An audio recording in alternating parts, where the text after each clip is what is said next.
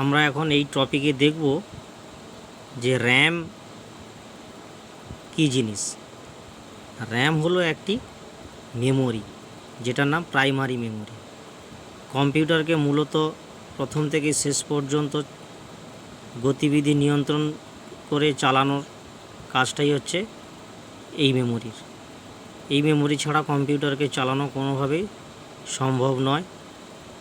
তো এই মেমোরিকে primary memory বলা হয়। এই র্যামের হচ্ছে আমরা দুটো ভাগ, একটা হচ্ছে স্ট্যাটিক আর ডাইনামিক।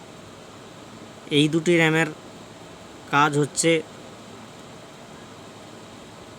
আলাদা আলাদাভাবে কাজ করে। একটি হচ্ছে ট্রানজিস্টরের তৈরি আর একটা হচ্ছে ক্যাপাসিটার দ্বারা তৈরি। এই দুটো র্যাম ভাগগুলো আলাদাভাবে কাজ করে। এটি একটি প্রধান মেমোরি। এটি কম্পিউটারকে খুবই গুরুত্বপূর্ণ মেমোরি। দুটো মেমোরি থাকে, একটা প্রাইমারি এবং সেকেন্ডারি। এটা প্রাইমারি মেমোরি। আমরা পরের ভিডিওতে সেকেন্ডারি মেমোরি সম্পর্কে আলোচনা করব।